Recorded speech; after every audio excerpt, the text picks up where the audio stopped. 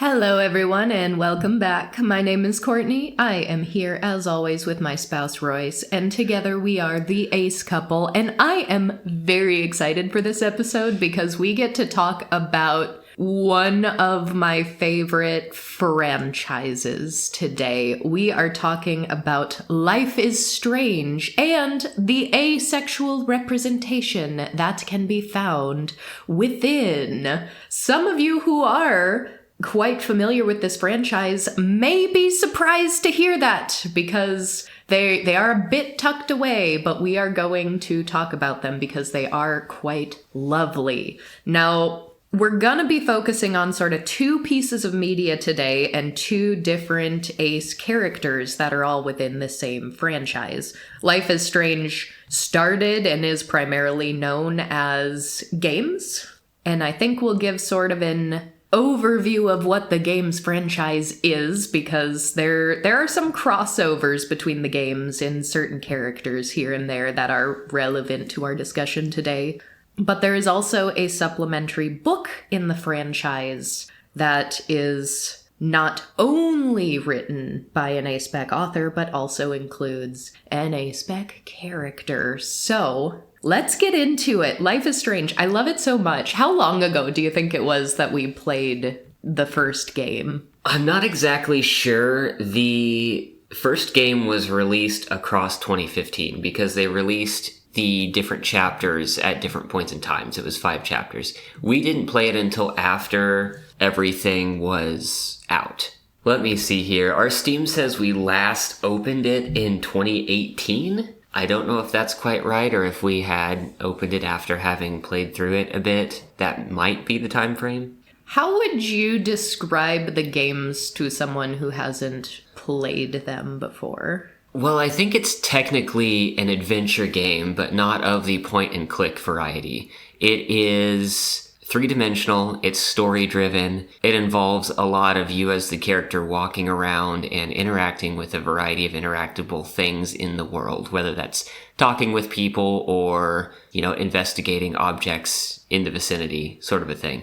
And it's a type of game where a lot of your interactions with people carry forward, and the central mechanic of the first game is a sort of short-term, time-limited, time reversal method. You can go and talk to someone, learn a few bits of things, flub the conversation, rewind time, and try again with new information that you learned the first time. And that's sort of the puzzle mechanic that is built into the game, is redoing things until you get them right. Yeah, this is like late teenage year, sort of artsy, sort of hipsterish girl in a new school suddenly develops powers and is at a school, is trying to figure things out. There is sort of an overarching mystery in the background that you're kind of trying to figure out, but you're also developing your own relationships, talking to people, getting to know them. And your decisions do have consequences, and sometimes they're minor consequences, and sometimes they're totally major and can massively impact the story or other characters. And I love games where your decisions have real consequences. It's also extremely queer. Every single iteration of the Life is Strange game, because that very first one was a revelatory game for me. It is, if I were to try to make a list of top favorite games, I'm sure that first Life is Strange game would be on it. That's probably the first thing you had played in that genre, right? I mean, I'd played actual point-and-click adventure games. But something that interacted in this way, that was presented in this way, that had this kind of story beat. Because it was also, we've talked about the entire franchise, even the games that don't carry the Life is Strange brand, but are very similar. And yes. Life is Strange 1 went hard.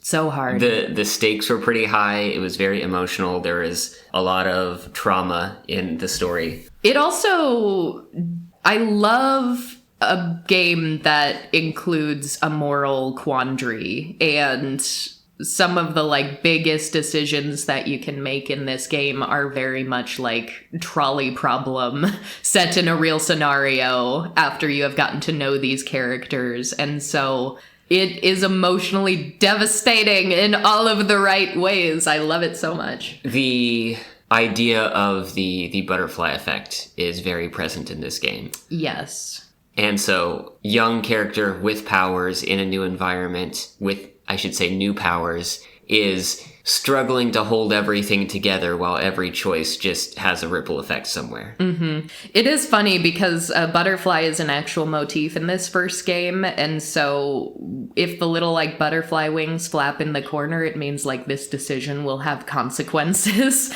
And so they'll tell you something will have consequences, even if it was a seemingly innocuous conversation. So that just sort of like spikes your anxiety in a way that I love out of a game. I love feeling that anxiety. But a lot of our friends have also played and really enjoyed this game, including some members of our D&D party. So it was really funny one night while we were playing D&D, and Royce, you found that this decision will have consequences butterfly and just popped that in the group chat after they did something. Yeah, we Hilarious. co-DM, and there are times when one person is sort of running it and the other one is doing background stuff. Heckling. And yeah, it was my turn to shitpost in Discord. But it is an extremely good game, and every single one of these games, so that was the first one, which of all the ones we played, I do think is still my favorite, but I have enjoyed every single one that we have played of this so far. And the fourth one came out recently. Yeah, that'd be correct. Of the actual Life is Strange franchise. Now, there are games that could be in the Life is Strange franchise if they did the licensing that way. Yeah, it was Life is Strange. Then there is a prequel, Life is Strange Before the Storm. Lesbian Punk Simulator. Life is Strange 2, Life is Strange True Colors, and then Life is Strange Double Exposure, which was the most recent one that had came out. But they all have their own prequels, though. Like, Life is Strange 2 kind of had a prequel. Life is Strange 3 kind of had a prequel. The Life is Strange 1 prequel was a full game. The other two were just little smaller things. Yeah. And feature a non-main character. Yeah, they were more, I consider them more of like demoware. Like, here's this new upcoming thing to be excited about. We're going to show you a little bit of the setting without really spoiling anything. But a couple of the others, Tell Me Why and Twin Mirror, we've played both of those. Tell Me Why was so good. That one won a lot of awards for its trans representation. Those were both made by the studio that made the first Life is Strange, Don't Nod. I want to say that they were published under different IPs due to like studio or publisher licensing things or platform licensing things. Very similar games though. Similar vibes. Yeah, for the purposes of this episode, we can probably cut out Life is Strange 2 entirely. It's not really relevant to anything we have to talk about today. But Life is Strange 1, 3, and 4 all sort of feed into one another. In that very first game, Max is the character you play, and she is the one with powers. Another prominent character is Chloe. She's the one that you play in Before the Storm, and she doesn't have powers, but we have started calling Before the Storm just Lesbian Punk Simulator, because since you don't have the mechanic to rewind time, instead you just have the mechanic to, like... Trash talk, I think is what they call it. Trash talk and graffiti.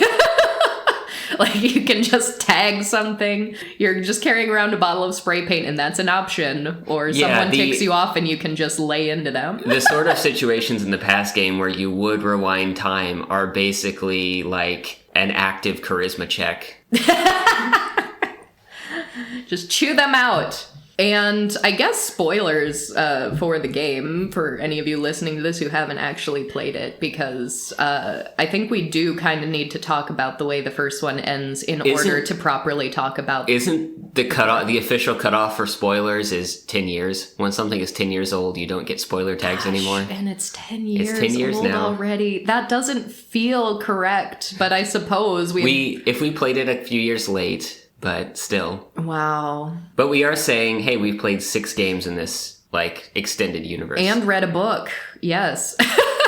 So, when I say this game is very queer, it sort of treats every character as if they are, or at least could be, bi. And the thing is, it's not an equal bisexual, like I'm equally likely to choose a man versus a woman love interest. Because in the first game, even though there is technically a guy that you could flirt with, even if you do choose to do that, he's kind of just a guy. He is kind of just gonna be an afterthought, just a side comment to the main game. Because the other love interest is Chloe, who was like your childhood best friend, and you lost contact, and now you're reestablishing contact and learning who you are as new people. And she can just stay your best friend, Chloe, or she can be a little something else. And that is just like so obviously the better choice. If you're going to choose a romantic interest at all, that is like the obvious choice. And they kind of just throw in like, or here's a guy that kind of likes you, if you want that. But the game itself culminates with the big trolley problem decision because, well, presumably because all of these time shenanigans are happening. You're rewinding time, you're using your power more and more often, you're trying to use it in bigger ways. The theory is it creates this big literal storm, this city-ruining storm that is coming to Arcadia Bay where this is set. And you kind of get a decision because you're kind of always trying to save Chloe's life. The very first time you learn you have time powers is when she gets caught up with the wrong guy who like brings a gun to school and confronts her in the bathroom. And you save her life using these brand new time powers and you're like, huh, interesting. But then the world's just trying to kill Chloe. Like, talk about tropes like, well, you didn't die when you were supposed to, so now something else is going to try to kill you. Suddenly you're in a Final Destination game. And you keep saving Chloe, and things get worse and worse and bigger. And so then this massive storm happens, and your final choice is kind of, do you let Chloe die, or do you save her at the expense of all of Arcadia Bay? And the answer is you do. But that is an important thing to note, because everything that spins off from this in this franchise, everything that extends from this game, mentions Arcadia Bay. It's mentioned in 2, just in passing, as a thing that's referenced. There are characters who were in Arcadia Bay when the storm happened that are in other areas of the franchise. And all of those bits of extended media either have to make a decision. Either they declare one of the choices canonical, which is pretty much, if they have to make that choice, it's always Arcadia Bay got destroyed. Or they basically carry your choice forward, and they have kind of 2 paths. So the most recent game, Double Exposure, has you select, I believe, what happened. Yeah, and that actually ended up becoming very controversial, which we'll talk about when we get into that game. But the Life is Strange community will often use the refrain, Bay before Bay. That's B-A-E before B-A-Y. That means you saved Chloe. You drove off and lived happily ever after with her while you're both still grieving because, like, all of your family and friends died. But at least you have each other. So we were in the Bay before Bay crowd. Not everyone died in the storm. Not everyone, but a good number of them. It was a big storm. A good number of them died in the storm. And so it was an extremely good game. But yeah, in Life is Strange 2, there's just sort of a really passing reference to Arcadia Bay. But in the third one, Life is Strange True Colors, a character from Arcadia Bay becomes a main character, and that is Steph. Don't we run into Max and Chloe very briefly, or did we just, like, barely miss them in Life is Strange 2? I thought they made, like, a little cameo. We don't see them. We see Chloe's stepfather. Oh, okay. And he mentions them. Like, he's like, on the phone with Chloe or something. Okay, I vaguely remember seeing, like, maybe a picture of the 2 of them. Yeah, but we don't, like, talk or interact with them. But Steph is such a great character because you would not have met her unless you played Before the Storm. Because in Before the Storm, when Chloe's going about, Steph is friends with Chloe. They know each other. And there is totally a moment where as you're playing Chloe, you're just like on this school campus and Steph is DMing a D&D game. And you have the choice to sit down and play with them, and you can play like a little battle out. And it's so good. And so, is that right? Steph isn't actually in the main game for that very first one. I think that's correct. Yeah, so that's your first introduction to Steph. She's amazing. And so if you had played Before the Storm, you see Steph far more prominently in Life is Strange True Colors. And Steph actually becomes a possible love interest for your character in True Colors. So she is a far more prominent character. You get to know her better.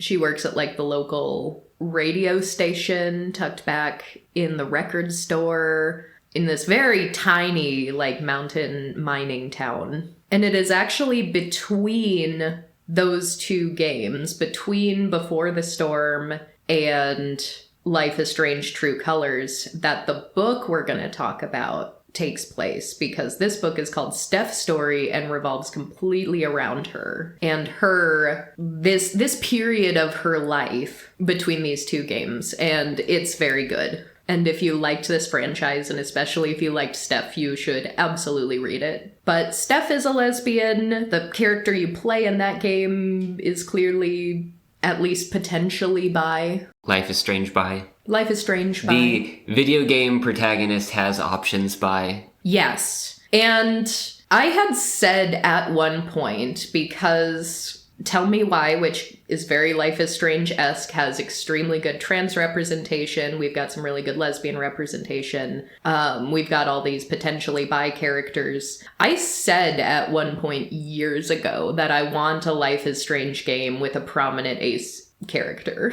I said that. I wanted it. I put it out into the world. And I think we got it. We at least got our foot in the door for Life is Strange Double Exposure, which is the newest one. And the thing they did weird with this one is they brought Max back.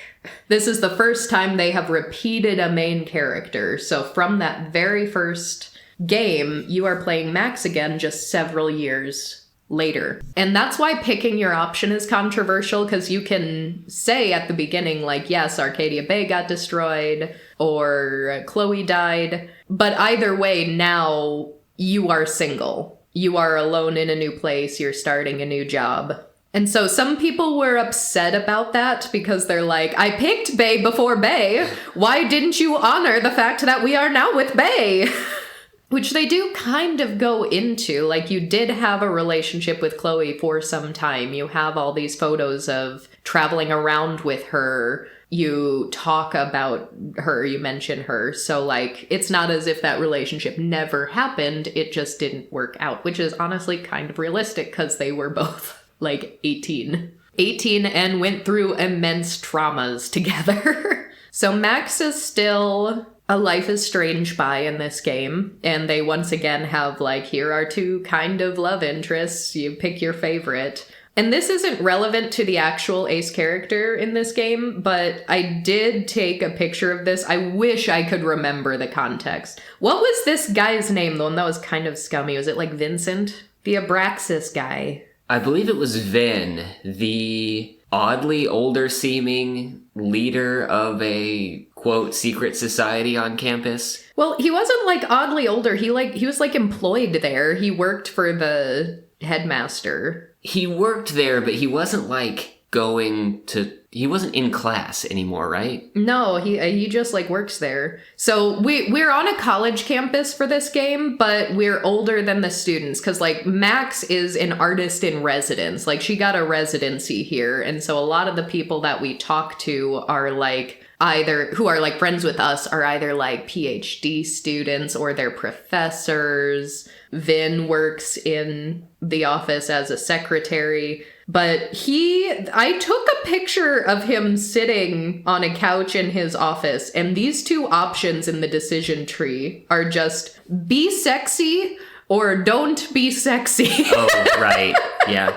To flirt with the inappropriate person here or not. But that's what we kept commenting on, because we started playing this game trying to figure out what this guy's deal was, because he's not a student. He works for the university, but he's the head of a group of people who are mostly students and is seen flirting with students. And it seemed like some boundaries were being crossed. Yeah, well, this Abraxas club is like this super secret club. Like, they're trying to do this secret society thing with it. And the character I actually want to talk about is a member of Abraxas, and she is a younger student, Diamond Washington. And she seems to be among a minority of women who are a member of this club. She's also a black woman. Vin is Asian, but I think a lot of the just male students that we see who are part of this are white. And Diamond is basically trying to wrest the presidency from Vin because she doesn't like the direction the club is going. And as you talk to her, she sort of says she wants to bring it back to a place where it's more about social justice and more about activism. So we kind of get an impression that maybe they used to be more politically active than they are now, and now they're just doing their, like, little secret society bullshit with their little, like, secret puzzles and secret handshakes and things. And this is cool because Diamond, I have waited for someone to actually write an article about this. I actually pitched an article to a website that ghosted me. I was going to write this article because no one else was. Diamond is demisexual as hell. So obviously demisexual without saying the word. Like, or gray ace perhaps, but definitely on the asexual spectrum. And it's possible to miss. It's possible to miss, but if you are the kind of player that we are, where we're immersing ourselves in this story, we're trying to see as many things as we can, we're trying to read all the papers on the desk and get all the clues. We definitely approach these sorts of games in a, like, clear the environment sort of mentality. Give the room a good walk, make sure you inspect everything. And part of that is curiosity in the story, because that's how you get the full story. Part of it is, like, there are some times in some of these games where if you don't do that, you come to a decision completely unprepared. Yes. But we also just like the game so much. And when a new one comes out, we tend to play it for like hours each day until it's done. So it's nice to spend as much time as we can on it. But since a lot of this game is discovering clues, trying to learn things, solve the mystery, you can try to eavesdrop on people. You can read notes that are left out on a desk. You can read social media posts from people that you know. The eavesdropping thing is complicated. Max's powers are different in this game. Her time travel powers don't really work the way they used to anymore, and a different variation on that has opened up. Now it's all timelines, which is kind of interesting based on the first game, because that first big decision can change things for every subsequent game. So now you can kind of see different timelines. If this thing happened, here's where people are now, here's what they're doing. So you can flip back and forth between the timelines and kind of try to gain more information that way. You can also, if you focus, hear what's going on in your current location in the other timeline, and that's how you eavesdrop. Yeah, so it's extremely cool, and I liked it. This game was not nearly as well received by the wider community as previous ones have. I will say that I liked it, I had fun with it, and I'm extremely excited for what comes next, and I hope it does come next, because I swear they used my rule of 3 for doing ace rep without using the word. Whoever created Diamond Washington listens to our podcast or has heard my advice spread out into the world. Oh, what? Is that so shocking? Is that so impossible to conceive? Mean to me. You went from, I willed this into existence, to someone was distinctly listening to me. Yeah, I will take credit for this. This is all my doing. You are welcome. Because if you don't do all these things, if you don't play in the way where you leave no stone unturned, this could all be missed. And normally I could critique that at least a little bit. Even if it's done well, I could say, like, it clearly wasn't important enough to the story that it's totally missable. But we're going to put a pin in that for now. Diamond is not a fully missable character. You will interact with her. You can even help her with some things. Like, if she wants to overthrow Vin in the presidency, you can kind of decide, like, yeah, I'll help you get some dirt on him, or I'll help you in your little schemes. So, like, you can make that choice to kind of help her along. She's also a student of one of your best friends, Moses. Moses is a professor here on campus, and you, like, start the game knowing these are your two best friends, Moses and Safi. But here's how they rule of three'd it in a way that I think is very good, because even if you didn't see all of them, you could potentially see at least one or two. So they're out there. If you put them all together, it paints an undeniable picture. I think this is going to be recognizable to any ace out there, even if it might potentially go over the heads of some allo people who aren't particularly knowledgeable about aspec things.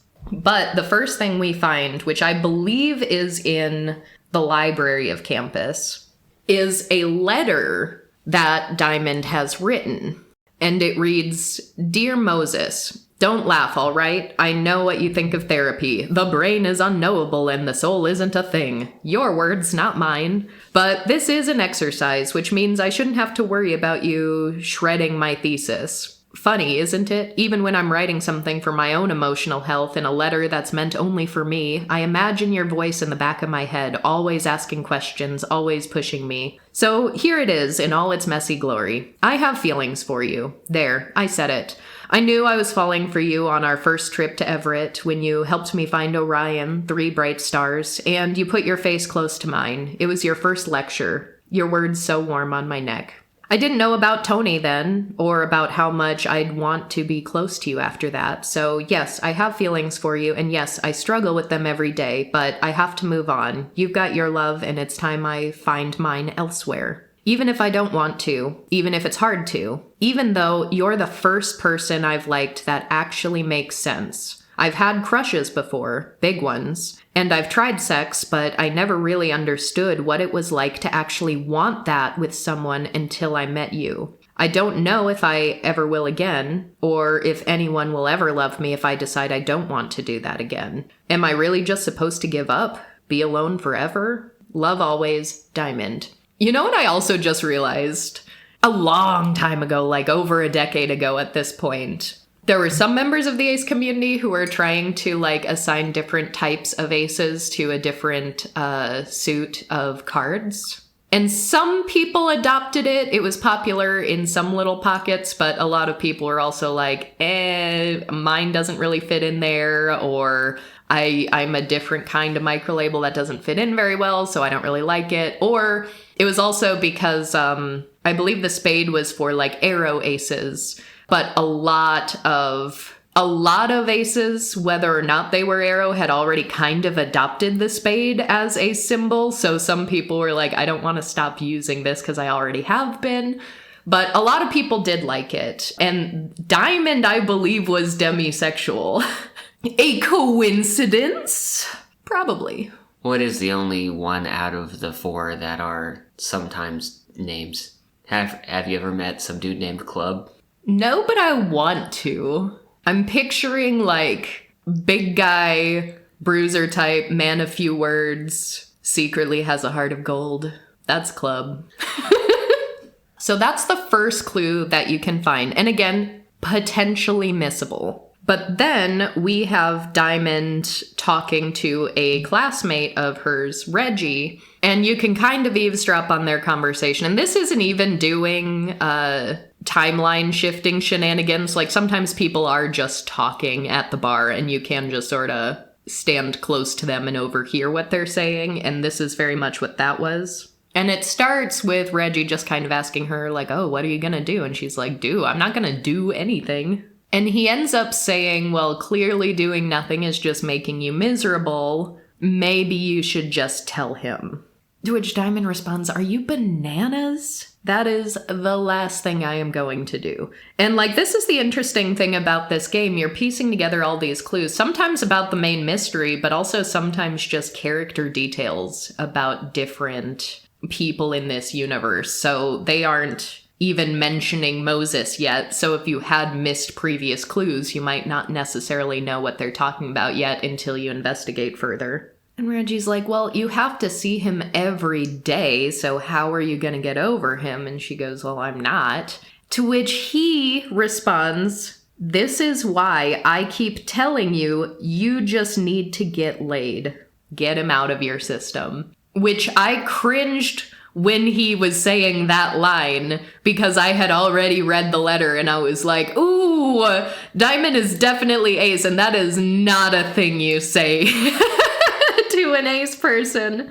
And she responded appropriately, exactly in line with what my expectations would be. She like lets out a frustrated like, and says, I keep telling you that doesn't help. That is not what I'm looking for. And him, still not getting the clue, says, I'm not saying go out and find your soulmate or anything. I'm just saying, a long weekend. Have a little fun. And she very bluntly says, that doesn't work for me. And Reggie's like, yeah, well, I guess it's just different for guys. And she's like, this isn't a gender thing, Reggie. I think I'm just built different. And then, regardless of whether or not you stood on the periphery long enough to hear that whole conversation play out, you do have the option to walk up to Diamond and Reggie and say hey to them and start a conversation.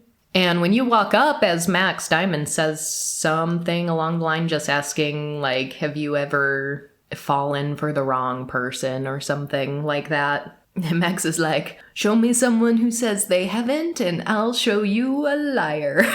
And Diamond says, well, I didn't think I wanted anybody before. Reggie says I should just move on, and he's right. I just haven't felt that way with anyone, ever. And I don't know if I will again. And then in a decision tree moment, you have the option to either say, give it time, or you can say, maybe that's okay. I didn't go back to see what happens if you say give it time, but when we chose maybe that's okay, then you say something very nice like, well, maybe you won't feel this same way about someone else, but you'll meet other people and you'll feel a new way about them, and it'll be different, but it'll also be great in its own way. And Diamond just sort of says, I really hope you're right, and that's where that conversation ends, should you choose to engage in it. So at this point, I am like, not only did you outright say that she has tried sex before, and it doesn't really work for her, until she met this one guy, she had no idea what it even meant to want to have sex with someone. She doesn't know if she will likely feel this way about him before, because this is such a rare and, dare I say, conditional experience for her. But then you even have the sort of well-known ace microaggression happening later on, where she's like, yeah, I'm really struggling with this situation and this emotion. And some guy's like, you just got to get laid. And she's like, no, that doesn't work. That's not the thing. But then you have all of the signs that are often misinterpreted when we don't have the language of asexuality to use, because then you have like the option of just saying like, yeah, you'll meet someone else. Like, it'll happen for you. But you've also got, oh yeah, well, it's different for guys. Guys can just go out and get laid. Maybe because you're a woman, maybe that's why it doesn't work. And she's like, no, that's not it either. I know that's not the case. I am still different from other women that I know. And so at this point, I am more than convinced that this is extremely intentional on the part of whoever wrote this character. That she is an ace who has not discovered the language for it yet. And it's being done in such a tactful way that I can so clearly see what they're going for. But then they came in and gave the third confirmation, rule of three. And these were all in different ways too. We had a letter, we had a conversation you're eavesdropping on, and now we have a social media post from Diamond. 3 different times, 3 different places, 3 different methods of getting this information that, when put together, have such a clear story. But she posts, "I swear to God, if you're thinking of giving me dating advice," in quotes, "maybe shut up instead." Quote, "just get back out there isn't the flex you think it is." To which Reggie responds to that and is like, "Diamond, are you subtweeting me when I'm literally sitting right next to you?" And she says, "Not just you, Reggie. Everyone who, quote, means well doesn't seem to know me as well as they'd like." So now we're getting a picture of she's heard this before. Everyone else is saying the same thing to her, and no one actually gets how she feels. And this is not helpful. And he responds, he's like, "Well, then tell me, talk to me." And she said, I will, once I figure out how to put it into words." There we go. She knows she's different. She knows she is queer. She knows this is not just what everyone else is feeling. This isn't an allonormative experience that she's having, but she doesn't have the words for it yet. And I already knew before she said that. I was like, she doesn't have the words for it yet. From that very first letter, that was my interpretation of it. And now it is all but confirmed. So I am so delighted. Diamond is so clearly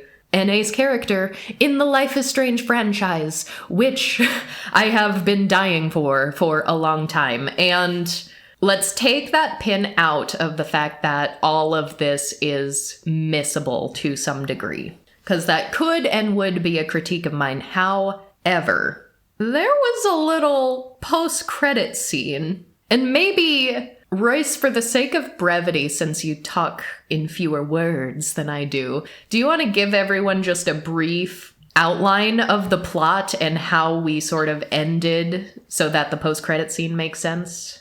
Well, the super brief story plotline, basically all of these games in some way, shape, or form revolve around some sort of tragedy. There's some sort of tragedy, some sort of mystery that's trying to be solved, or event that's trying to be avoided. It's usually someone died. Yeah. Usually someone died at some point in their vicinity, and that is causing a problem. Well, a big part of Mac's timeline hopping is a woman, Safi, who died.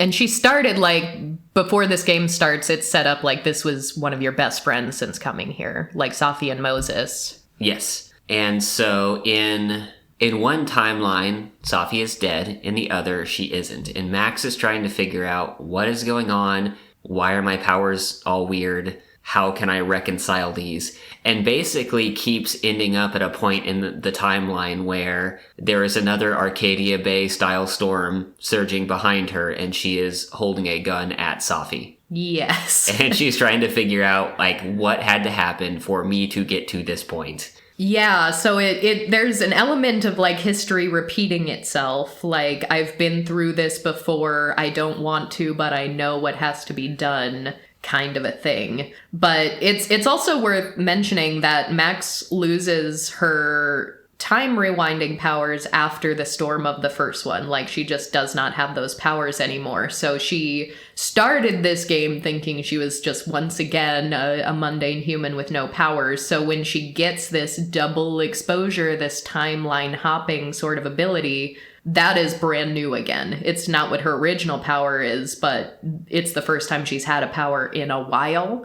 And all the other Life is Strange games, someone does have a power, but it's different every time. So this is clearly a universe where some people just have powers and they all kind of have different powers. But we've never seen yet multiple people with powers in the same game. Right. And in this instance, we find out eventually towards the end of the game that Safi also has an ability. She can shapeshift basically into other people, and that the usage of powers is causing this instability, this chaos that brings the storm. And at the end, regardless of what choices you made, there is a post-credit scene where Safi is alive, and Max and Safi are not exactly happy with each other. And Safi basically goes like Professor X or Magneto, like, I'm going to assemble a team of superpower people. Yeah, well, one thing that's consistent from the first game, people who have powers who start using them with increasing regularity start becoming more unstable and getting nosebleeds. So, like, we saw that happen with Max in the very first game, and we see it once again in this double exposure game. But because that's like a clue that we know this is what happens to people who have these powers, in the post-credit scene, we see Diamond sitting on a bench alone, sort of having a fit with a really bad nosebleed. And I was like, what? Diamond has powers? What was she doing this whole time? What are her powers? How has she been using it? Because we haven't seen any evidence of this. At least with Safi, we knew there were weird instances of people being seen doing behaviors that didn't seem right, or people saying like, oh, well, I saw you here that day. Well, I wasn't there that day. And so we knew that was weird, but for a while we thought it was because of weird timeline shenanigans. Yeah, we thought it was a manifestation of Max's powers causing, you know, like multi-universe instability sort of a thing. Yeah, but then we learned Safi is literally just shape-changing into other people to fuck with them. So we do learn that's like, wow, okay, they have conversations, they both understand by the end of this that they both have powers. They clearly have different goals and different ideas for what to do with these powers. So we see Safi in this post-credits scene come up to Diamond and hand her a tissue and be like, I've seen nosebleeds like that before. I know what that means. And she basically says, like, I know why you're having that nosebleed, so you can run or you can follow me and get some answers. Your choice. And then we just see Diamond take a moment where she clearly seems so lost and confused, but conflicted, and she thinks for a moment, and then she stands up. And I was like, oh my god, are we going to get more Diamond in the next game? It really seems like it. And then after that, it says, like, Max will return or something. So I don't think they're planning on making Diamond, like, a playable character in the next game. I think they're probably intending to keep it as Max. But the setup seems to be Max versus Safi, and Safi is clearly recruiting other people with powers. And I don't think we really know why. She seems nefarious in her intentions, but we don't really know what she's doing. It's been long enough that I may have lost a bit of the narrative, but I vaguely remember the vibes of, well, we can do more than ordinary people, so we should do more. Oh, yeah, absolutely. We should use our powers for our own ends. It's like, we're gods. Like, definitely that, but I don't know past that vibe what the end goal is. Other than, like, maybe it's literally just world domination, who knows. Yeah, but it's Life is Strange number 5, X-Men. Yes. And so this presents an opportunity to see other people from previous iterations of the franchise if she's just going about recruiting other people. It definitely gives us a cliffhanger of, like, wait, what is Diamond's power? And so I think they have every intention of showing us more of Diamond, which I also think is a cool way in a game where they have carried some characters over to different games to have someone, you know, young, questioning, doesn't have a vocabulary yet, and you present it so many times to still give us a clear picture, and then maybe give us another opportunity pushing her into the future where maybe she has discovered the vocabulary and she is a little bit more self-assured. I think that's a really cool way to show character development across different iterations in a franchise like this. So that could be really, really cool. And I have been extremely excited to see where they go with that and what they do with this character who is so clearly Ace and nobody is talking about it. So clearly Ace. However, I'm nervous because I've been seeing articles lately about how double exposure flopped and lost them a lot of money. I think it has been their least successful game in this franchise, and I'm very scared. If they don't make another one because of finances, I'm going to scream and cry and riot because I was promised more Diamond. Yeah, it does say that it was a large loss, but the ratings aren't awful. I'm seeing 7s and 8s mostly, which, yeah, they have had other entries that were really strong, and sometimes a pure sequel is really hard to get right in a way that's satisfying for everyone. So that, to me, that is an obviously ace, probably demisexual character who doesn't have the vocabulary, but they made it very clear what she is and what part of her life she's in and what part of this self-discovery she's in. And we were promised more of her. That would be such a strange post-credit scene to have if she is never seen or mentioned again. Like, very clearly, one way or another, she is going to come up and be probably more integral to whatever the initial plot is, because she's very present in this game. Lots of things are happening around her. We can interact with her. But we've also kind of got our own things going on with these powers and with Safi, and so if she becomes even more entangled with Safi, or even if she tries to go to Safi and decides that this isn't for her, maybe she teams up with Max, and she is very social justice oriented, and we don't really know how nefarious Safi's going to be with this. But either way, it sounds like we have been promised more of this character.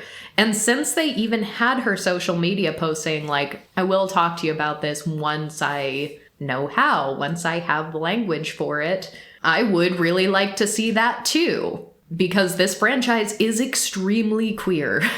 So we really, really do need some ace representation to get in there. And this is the first one in a video game, and it started and is primarily a video game. But they have all these supplementary pieces like the book, which I think we're now going to have to make this a part 2. Because we've talked about it a lot. But this book, Life is Strange, Steph's story, is just really nice. If you're someone who likes the story and the tone and the vibe of Life is Strange, the author, Rosie Thor, I think strikes the tone perfectly. Like the dialogue, the bits where they're showing text chain, like it sounds like characters from a Life is Strange game. It sounds like Steph, who is a character that we're familiar with. So the author did an extremely good job with that. So if you like the story for the story and the characters, and it's not necessarily always about the mechanics, or it's not necessarily about the powers, because Steph does not have powers. She is just a character in this universe. So we really enjoyed reading it, and we will talk about it more next episode, because there is also an ace character in that book, which is technically still the Life is Strange franchise, but being a book, I don't actually know what numbers are for books like this that are, based on video games. At least a video game like this. I mean, from what I understand, like the Five Nights at Freddy's books are really popular with kids and people who are way too into the Five Nights at Freddy lore. Yeah, really big mainstream things can sell just about any accompanying media. I will say that the Wikipedia page for the Life is Strange series has about a paragraph on books, of which there are 4, and that's about all the attention it gets, so... Mm-hmm. Well, because we also realized while we were reading this book that there are comics, I believe, because we were reading that some of the characters in the book are also like crossover from the comics, which we did not read. Correct. Yeah, there is a comic series that has been running since 2018. There were a couple points in times where they took a break for maybe a year or so, but... Because, yeah, this is a situation where, like, if a main franchise is known as one type of media, but then they also do branch out and have different types of media, like, so much love to the authors and the creators who participate in that and add elements of their own perspective, add a wider diversity of characters that didn't get attention in the games themselves. So much love to that. That's so needed, but I always also want the main, like the biggest piece of media with the most eyes on it within a franchise to actually like acknowledge us also. So I'm happy that at the time that we're recording about the asexual representation as Life is Strange, that we have both. We have this novel with a great ace character who I really like, and we also have Diamond in Life is Strange Double Exposure, and hopefully Diamond in the next Life is Strange game also. So definitely do tune in next week. We'll talk about Life is Strange Steph's story, and by extension a little bit more about Before the Storm and Life is Strange True Colors, and a little bit about D&D. Because Steph as a character has inspired us in some ways. So tune in and we will talk about that. But for today, we are going to leave you off, as always, with our featured marketplace vendor of the week. And that is Blanket Ghost's Pop-Up Shop, where you can get acrylic charms, prints, and miscellaneous merch created by an A-spec artist. If you are listening to this and have listened this far, I assume you're probably at least somewhat of a gamer. There are some fun pieces of merch based on other games here. Specifically, one of the Pride fandom charms that I purchased is from Twisted Wonderland, which I've only played a small amount of because I have friends who play this game, and I was peer pressured into downloading it. But it's like Disney villains, but yassified.